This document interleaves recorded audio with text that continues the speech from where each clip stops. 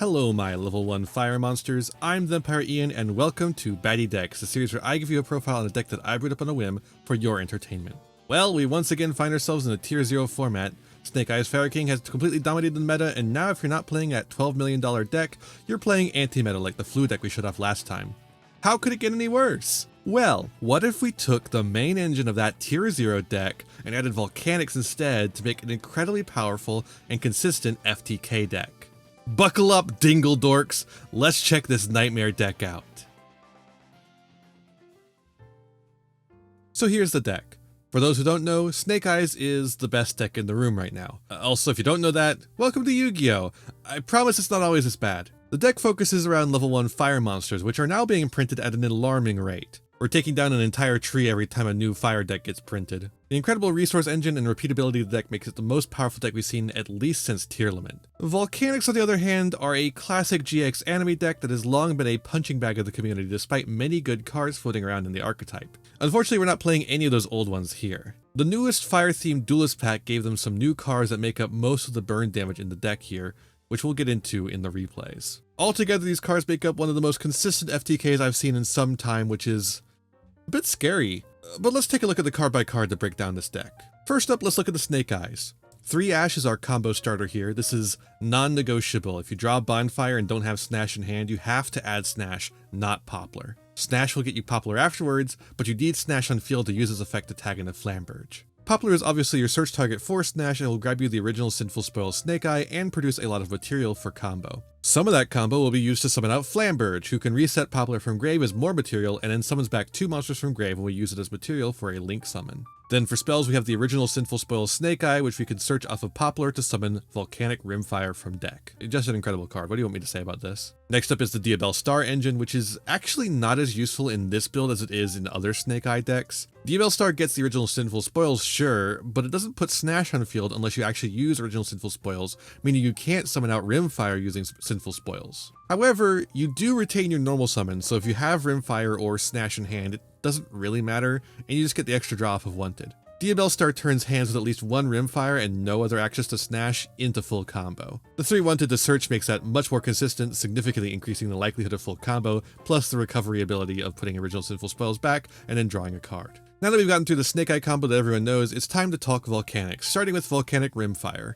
This is our summon off of original Sinful Spoils unless we do the Rimfire Diabell Star line, in which case it's our normal summon, hence the 3 copies. This card, when sent to the grave, can banish itself to Foolish Burial another Volcanic monster, or do some crap with Blaze Accelerator cards that we don't really care about. Our target for that Foolish Burial is Volcanic Trooper, and we play 2 because it's a hard brick. You need to have it in deck to send to grave, and you need to have it in grave to do combo. Diabell Star can get it from hand to grave if you draw access to her, but you don't want to have to rely on that. This guy on summon adds a Volcanic card from deck to hand and can also discard a card to summon a bomb token on the opponent's field. This is an important part of the combo surprisingly, but the details of the token don't matter other than the fact that it is a level 1. Next we have the target for Trooper, the new boss monster of the deck, Emperor. Emperor can summon itself from hand or grave by banishing 3 Pyro monsters or a Blaze Accelerator and then inflict 500 damage for each banished Pyro monster, which is a decent chunk of change. Then it also gets to search out a Volcanic trap. It's also just kind of large. Look at those stats! Our trap search target is Volcanic Emission. This card can either add or summon Volcanics from deck, but we don't really care about that. We care about the other effect that targets a Pyro monster on field and inflicts damage to the opponent equal to the original attack, or half of that if it's on our side. This card is clearly designed to hit bomb tokens or the bad in archetype kaiju card Volcanic Queen, but we have another target in mind. Next up, we have the last 2 combo pieces to bring this deck together. First up is the Awakening of the Possessed Greater Inari Fire. This card from the Charmer Structure deck can summon itself from hand or deck by sending a level 4 or lower fire monster and a spellcaster from field to grave. You might be thinking the spellcaster is Diabell Star, but no, we have another plan there. On summon, this card can burn the opponent for the original attack of a monster they control, and they will control a monster. Then when it goes to grave, you can add a Spiritual Fire Art or a Possessed Spell Trap to hand. Our target for that is Spiritual Fire Art Kuronai, the only Spiritual Fire Art card that exists. This is a classic card and has very simple text. Tribute a fire monster, dome your opponent for the attack of that monster. That's it. Rather elegant, isn't it? Next we have the Might As Well Be engine card, Bonfire. This card searches just about any card in the deck, but you'll mostly be using it to grab Snake-Eyes Ash. There's hardly any situation where you would need to grab any other card. One of those though is if your Snash is negated, in which case Bonfire can grab Poplar for you instead. An Imperm or Veiler will really kill you though, since it prevents you from getting the Flamberge, so that play is only really useful going second or against Ash Blossom, which a lot of people will be very careful about when it comes to Snake Eyes, so you're not going to see that much. You could also search Rimfire to go along with the Diabellstar play, but in those situations you might as well search Snash instead because it gets you to the same place. Regardless, Bonfire is great for increasing the consistency of seeing Snash for combo. Next up we have non-engine, and it's genuinely incredible that this FTK deck has 16 slots for non-engine. Because of the fragility of the play, we're running a lot of counter cards instead of just hand traps, but we have plenty of those as well. First up we have Droll and Lockberry, which can just end the turn sometimes, meaning we get the win going second. Isn't that neat? Next we have 3 hand traps I expect to see that could really interrupt the combo: Nibiru, Ash Blossom, and Ghost Ogre. Nibiru can be activated before we go into Promethean Princess and will really fuck up combos irreparably. Ash Blossom can stop one of our searches and make it so we don't get to go full combo. And Ghost Ogre on the Snash will prevent us from going into Flamberge, which is definitely an interesting tech in this format. I would definitely like to see more people experimenting with that. Next up we have a really cool card that is perfect for tier 0 formats, Lullaby of Obedience. This card gives our deck even more consistency by stealing our opponent's Snash from deck to use ourself. You're going to need to get another level 1 Fire Engrave though for Flamberge to summon, maybe to discard a Poplar or Rimfire from Diabellstar. You can also steal Ash Blossom from your opponent to use that if you need. Really, you can search whatever you want that you fully expect them to have because of the likelihood of seeing that same deck all day. Next we have the counter cards like Called by the Grave to negate hand trap monsters, and Crossout Designator to negate all of that and all of the rest. That's why we have so many one-of hand traps to maintain the safety of our combo. The thing is, you only really get one shot, maybe 2 if you draw 1 of each, so 2 or more hand traps can mean that your combo fails. It is pretty do or die, just like most FTKs. Luckily, you're still playing Snake Eyes, so it's not that bad. Lastly, we have Imperm, just a really solid hand trap that can shut off Snash in a decently devastating way. Good to have, and good to negate off of Crossout. Could even be used offensively to negate a monster on field that might stop your combo. Next up, we have the extra deck. We have 2 Linkuriboh. Theoretically, you only need the 1, but 2 is safer just in case of stuff like Bystials. The card is great, of course, and it makes a lot of use out of Poplar's ability to retain material. Next is Relinquished Anima, our spellcaster for the Greater Inari Fire. Isn't that funny? Pretty easy to make after all. Geonator Transverser, the transgender FTK enabler, is here to help us enable an FTK. Go figure. It'll do that by swapping out our Emperor for the bomb token that we make. By the way, don't worry if the Geonator zones are full, it doesn't really matter what you take, as long as you give the opponent the Emperor. Next we have 2 Flame Princesses, and yes, you do need 2. You make both of them in the combo, and you use one of them to get the Trooper out of the grave to activate it. Next we have Amblo Whale and Salamangreat Raging Phoenix. Which one you make doesn't really matter, and their effects don't really matter either. They're just a monster you can make under the Promethean Princess lock. Hida isn't exactly part of the combo, but her ability to use cards in the opponent's grave, maybe put there by Lullaby of Obedience, can help ensure that we have the material to finish combo if something goes wrong. Alright, these next extra deck monsters are just good utility monsters in case the FTK fails. Masquerena quick links into other monsters, Little Knight banishes a ton, Salamangreat Sunlight Wolf can add a fire to hand from grave, Dark can grab darks from the opponent's grave to extend, Access Code Talker can help us get lethal, especially after getting some amount of burn in, and Zealantis can reset the board in ways that are sometimes useful. Now for the side, which also has more of the Crossout Designator targets, we have the remaining copies of both Ash Blossom and Nibiru because those are actually pretty useful this format. We have 1 Ghost Spell, which could also stop our combo pretty easily, but is less played, and same with Effect Veiler. We have 3 Evenly Matched to try and clear boards so we can do our combo. And lastly, we have a triple tactics package that also help us clear boards, featuring our 3 Thrust, 1 Talents, which can help us steal a monster, 1 Herald Abyss to clear towers, and a Harpy's Feather Duster to clear back row. Thrust can also grab you Evenly Matched, Lullaby of Obedience, Bonfire, Original Sinful Spoils, Volcanic Emission, and Kurenai, meaning that it opens up a lot of the deck if we get fucked by interruption. This guy could actually save your bacon. And finally, let's talk about what we aren't playing. We've cut a lot of Snake Eye cards that have become standard that we simply don't need because we expect to win in 1 turn. Oak, Temple, a second Flamberge, they're all commonly used when you expect to have to play a grind game, but we're expecting to grind our opponent's face into the pavement during their draw step, so we might as well cut those cards for more non-engine. You might think that since we're relying on a specific card for combo, we might want to use a pot card to help with that, but we really can't let our opponent take half damage, meaning that Prosperity's off the table, and our very essential extra deck monsters mean that Extrav is a no-go as well. Regardless, even without them, we have a ton of consistency, so there's not as much need for them as there is for negating interruption. Now that we've gone through the deck, I think it's about time that I show you the dreaded combo, so let's check out some games. Alright, here we are in the first game, and our opponent, true to their name, is playing Ojamas. Unfortunately for them, we're going first, and we have drawn Snake-Eye Ash, so we win the game. We're going to start by normal summoning Snake-Eye Ash, activating the effect to grab Poplar. Poplar effect to summon itself, get the search. There's the original Sinful Spoils. We're going to activate Wanted here just to get it to stop telling me to activate it. Link Karibo, using Poplar's material, Poplar effect to bring back, Snash effect to summon out the Flamberge from hand. Doesn't matter. This is why we don't play the second one, because it really doesn't matter. As long as we get the Snash in hand, that's all that matters.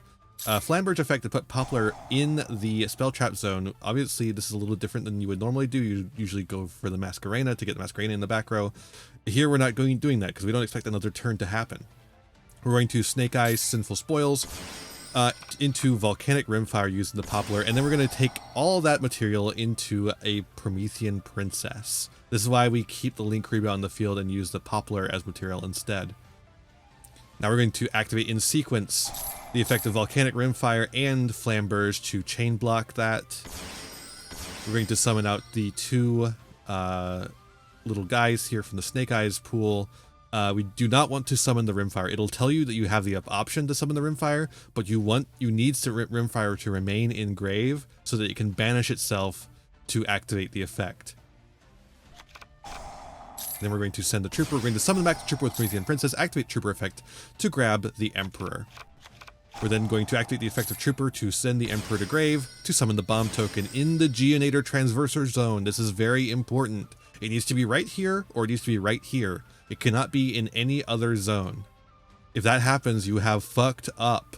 If someone puts a monster in one of these zones, that doesn't matter. You can use that. You can use that monster. It doesn't matter which monster you use, as long as it either has an effect or can be used to make Link Karibo. That's all that matters. And you want to make sure it's in one of these zones. So yeah. That's very important, very key. We're going to make Ambler Whale though with Promethean Princess and the Volcanic Trooper just to break the Promethean Princess lock so that we can go into Anima. Then we're going to take the Snake Eyes Ash and the Anima to go into Greater Inari Fire. Greater Inari Fire effect to dome them for 1k, and then we're going to take both of those monsters into Geonator Transversor, pointing at the bomb token, very important. Then we're going to activate the effect of Inari Fire to grab the Spiritual Fire Art Kurenai. Banish 3 Pyro monsters, which Greater Inari Fire is one of them. And then Volcanic Emperor in the Geonator Transversor zone, very important. We're going to activate the effect of the Volcanic Emperor to do 2000 damage, and then set the Volcanic Emission from deck. We're then going to use the Transversor swap. It doesn't matter what zone you put them in. We're going to use the Link Karibo's effect in Grave to remove the token to summon Link Karibo back. Here's why we run 2 Link Karibo though. If our opponent had like a Bestial in hand and had banished the Karibo from Grave, or had done like maybe like a Chaos Hunter or something, something that would stop us from summoning this back in any way, shape, or form, you would want to make sure that you had a Link Karibo in the deck that you could go back into. Just any way to make sure you can get an effect monster on field. You need to have an effect monster on field.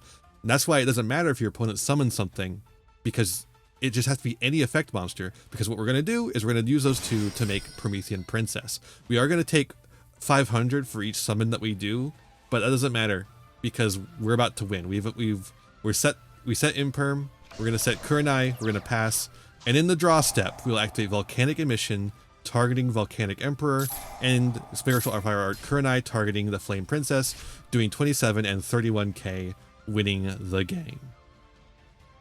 That's the FTK. If you don't have any interruption, you lose. There is no interaction anymore. It's incredible. And all it takes is getting Snake-Eye Ash, which is not hard to do. Just incredible. Alright, here we are with game 2, and our opponent is a Dinomorphia Stan. Look at this. They've got their entire Dinomorphia deck decked out in pretty colors. That's crazy. We've not drawn combo, and we're going second. This is going to show you the failures of the deck. Our opponent's going to start with Pot of Duality. They're going to grab some Dynamorphia off the top. They're going to grab Dynamorphia intact. I did not expect this card to show up. It is a counter trap card that allows them to do just like a monster effect negate. It's incredible. And it also is half their life away. It's basically a in-archetype Solemn Judgment. They're going to activate Temple of the Kings, which is funny. And they're going to summon Diplos and use the effect to send Therizia and pass. We're going to summon Rimfire, use Sinful Spoil Snake-Eye to summon. I don't know. We don't really have a game plan anymore, especially since we know our opponent's on Dynamorphia, so Lullaby of Obedience doesn't do anything here. If we had run into an actual mirror match, I think this would be, the Lullaby of Obedience would have shown its power a lot more, but we did not. So we grab Ash effect, and honestly, from this position, we can do it, right? This is actually, the fact that we drew Rimfire meant that we have combo. We have combo here, pretty much. We would have been missing just one piece of material. We do get to do this. We're going to grab the Poplar effect. They're going to negate that, though. We do get to use the effect of Poplar. They're going to have a prison. And then set the Frenzy. They're going to activate Frenzy. For some reason, they go into Kentragina instead of going into Rexstrom. I don't know why. They use the Kentragina effect here and then make Rexstrom. So they got the Rexstrom eventually anyways. We're going to get to go Flamberge, but that's about it. I'm just trying here, because if we can Lullaby of Obedience for Ash Blossom, we can maybe do something here. But like, we already used our normal summon on the Volcanic card, so it doesn't actually do all that much. And I try it, and they're not even running it. They're not even running it. So I just go ahead and surrender. So yeah, the deck doesn't do a whole lot going second, because it gives them enough interruption to stop you. Very vulnerable to interruption, especially interruption that is not hand traps, so you don't have a way to cross out Designator that. And also it's vulnerable to not drawing combo correctly. Like, we didn't draw in the right order, so that would have been a tricky one to do anyways, right? So yeah, that's the weaknesses of the deck, so that you know this is not 100% win rate or anything. And here's game 3. Our opponent is playing some pile of garbage, but again, it doesn't matter what our opponent is playing because we've won the game already. We have Diabellstar in hand. Let's see what happens. We'll go Wanted, grab Diabellstar, Diabellstar effect, summon, grab the original Sinful Spoils, grab Ash effect to grab Poplar effect to summon, no search. We are going to go Wanted here. Bam! Rimfire. Perfect. That means we have full combo. That's all we needed. That one little draw off of Wanted gets us in the Rimfire. Now we've unlocked the entire combo. Until then, I was just going to plan on doing some sort of Snake Eyes build, like just a Snake Eyes board, but that unlocks it. So we're going to keep going through the whole FTK. All right, Poplar back. We're going to bring that out the Flamberge. You've seen this part of the combo before. You know exactly what happens. We just did a normal summon the Rimfire, and we're back to where we were. So now the rest of the combo plays out as we've seen before. Rimfire to send Trooper, Flamberge to summon back Poplar and Ash, Promethean Princess to summon out Trooper, Trooper effect to grab Emperor, Trooper effect again, pitching the Emperor to put the bomb token down. We're going to go Amblo Whale, go Relinquish Anima, go Inari Fire to do 1,000, go into Generator Transverser, Inari Fire effect to grab Kurenai. We could get the Emperor out, Emperor effect to do 2k, and grab Emission. We're going to Generator Transverser, swapping the cards, Link Kariba to use the token up, and then we make Promethean Princess, set everything, and pass in the draw phase. Emission. Kurenai. We've won the game. It's as simple as that, folks. So as you can see, the Diabell Star engine does still do it, which is why it's important to play it, even though it's not the best part of the deck anymore, at least for this build. And the Wanted, getting that extra draw, drew us into the Rimfire, which is why you want to be playing 3 Rimfire. It's very important to play 3 Rimfire because you need to be able to see it. Maybe you could even go up on Trooper as well because it's just a good discard. I don't know, but that's the deck. That's the combo. The other combo. There's the 2 lines there. There you go. That's all you need. You don't have to worry about what your opponent's playing. They could be playing the Agent of Life Neptune, Divine Punishment, Tri-White, Trade In, Moon Mirror Shield, Tri-White again. And you'll never know it because you'll already have won. So where does this leave us? This one is kind of scary, huh? It's incredibly consistent and much more resilient than most FTKs because of how many non-engine slots it has. It's not a particularly difficult combo either. I figured it out in a couple of runs after hearing about it and started seeing the alternative lines for different hands quickly after that. An additional advantage is that this deck wins or loses quickly.